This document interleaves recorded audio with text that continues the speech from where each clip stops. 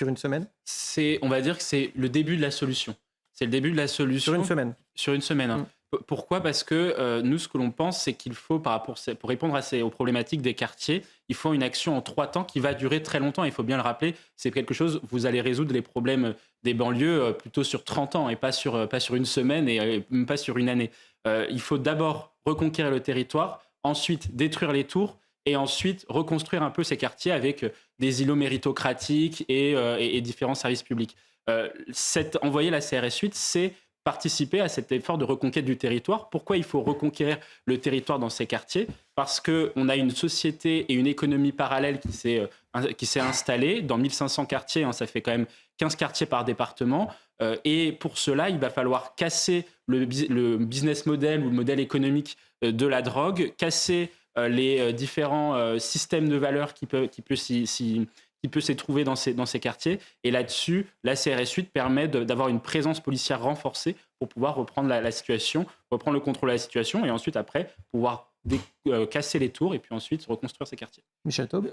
2 choses. Oui, surtout qu'en plus, ce besoin d'ordinateur, on l'avait encore vu un peu plus, de manière plus récente avec les confinements où justement, il y avait une partie des collégiens qui n'avaient pas accès, qui n'avaient pas accès de par la fracture numérique qu'à ce que subit le pays, hein, notamment dans les zones rurales, qui n'avaient pas accès soit du réseau de haut débit, soit à des équipements informatiques de qualité. Moi, ce qui m'intéresse beaucoup dans le reportage, c'est la question aussi plutôt de l'universalité des aides aussi. C'est-à-dire qu'elle dit ils aident beaucoup les personnes en difficulté et c'est normal parce qu'il faut rappeler que l'inflation, effectivement, elle est de 11%, mais si on prend depuis la période de 2019, l'inflation à la rentrée scolaire, c'est plus de 30% quand même d'augmentation sur les fournitures. Donc, il y a un vrai effort à faire de la part des foyers modestes, mais il y a aussi un effort à faire aussi pour les foyers des classes moyennes parce qu'il y a aussi cette question-là du modèle redistributif français où on a des classes moyennes qui sont à la fois qui ne bénéficient pas de toutes des 30% de dépenses sociales que fait le pays parce qu'ils sont au-dessus des seuils adéquats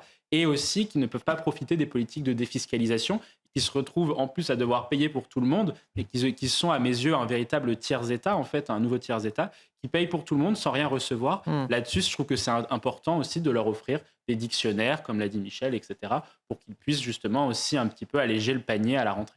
Que ce soit laissé à la main et à la liberté des départements qui gèrent ces routes départementales, cette question de la vitesse, pour la simple et bonne raison que les Français ne tolèrent plus une sorte de ce qu'a rappelé Michel, une sorte de décision technocratique venue de tout en haut qui s'impose un peu à tout le monde sans prendre compte des particularismes régionaux et territoriaux. Donc là-dessus, je pense que cette mesure-là, elle est bonne. Après, est-ce que les présidents de conseils de département après vont utiliser ça comme un argument politique dans leur département? Pourquoi pas? Mais dans tous les cas, c'est une mesure qui, je pense, va dans le bon sens vis-à-vis des automobilistes parce que les automobilistes le réclament à raison. 90-80, ça n'a de sens qu'en fonction de l'état de la route sur laquelle vous roulez. Et là-dessus, la décision va plutôt dans le bon sens, tout en sachant qu'il faut rappeler que oui, la vitesse tue, effectivement, sur les routes, mais ce n'est pas la seule cause de mortalité, hein, bien évidemment. Il y a le non-respect des règles de circulation, il y a l'alcool, il y a les stupéfiants, etc. Et là-dessus, pour le coup, en termes de santé publique, le gouvernement peut réellement agir là-dessus, plutôt que sur la vitesse qui devrait plutôt être à la main des départements.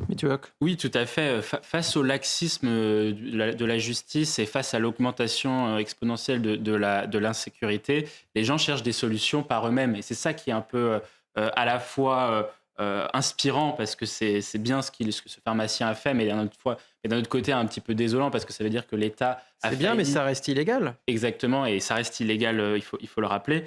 Vous avez raison. Là-dessus, effectivement, ça montre bien qu'aujourd'hui, tous les métiers de première ligne, hein, dont le président de la République avait un peu mis en avant après la crise sanitaire, les pharmaciens, les assistants sociaux, les aides-soignants, les enseignants, etc., font face à l'augmentation de la violence, à l'augmentation des vols.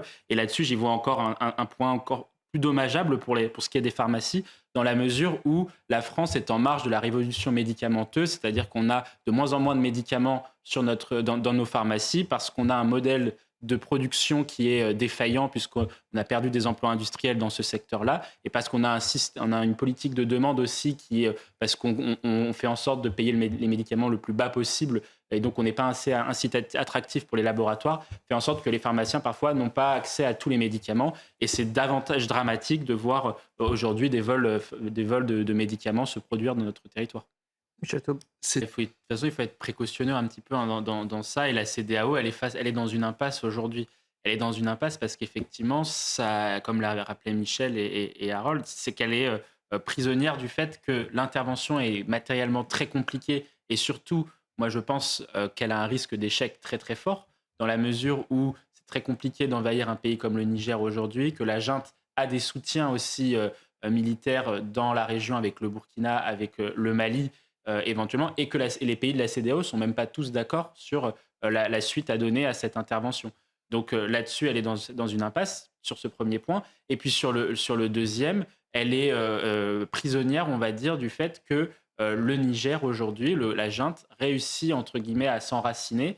Elle s'enracine diplomatiquement parce qu'il y a effectivement, comme l'a rappelé Michel, un blocage au niveau de l'ONU par la Russie notamment. Et donc, ça va être très compliqué aujourd'hui pour la CEDEAO de trancher une position, mais elle est obligée d'agir aussi. Donc là-dessus, on attend de voir un petit peu ce qui va aller, mais ça me semble être une impasse pour l'instant. Mathieu. Oui, moi je pense aussi qu'en fait, plus globalement, l'expérience d'un ancien président de la République, tel que fut Nicolas Sarkozy, est tout à fait enrichissante, notamment dans la période à laquelle on vit aujourd'hui. Nicolas Sarkozy revient dans son ouvrage sur 2 années qui sont charnières pour la France, les années la période 2009-2011, où la France a été en première ligne face à la crise économique mondiale, à la crise financière de 2008, où il faut quand même rappeler que Nicolas Sarkozy avant l'administration Bush, donc en 2008, et avant les Allemands aussi, Angela Merkel, a pris ses responsabilités et a placé la France sur le devant de la scène pour sauver les banques, sauver l'économie, sauver on va dire, sauver les dettes aussi souveraines, ensuite la zone euro. Donc là-dessus, cette expérience-là, elle paraît tout à fait enrichissante. Et puis, vous l'avez rappelé, il y a aussi le contexte international. Il y avait déjà des agressions de la part de la Russie lorsque Nicolas Sarkozy était aux manettes de l'État. Et Nicolas Sarkozy rappelle aussi ces éléments-là. Et je pense que c'est tout à fait intéressant et enrichissant pour le débat public d'avoir une contribution de Nicolas Sarkozy sur l'ensemble de ces sujets, parce que les époques ne sont pas les mêmes, mais elles se rejoignent en tout cas aujourd'hui. On va parler de mauvaises nouvelles.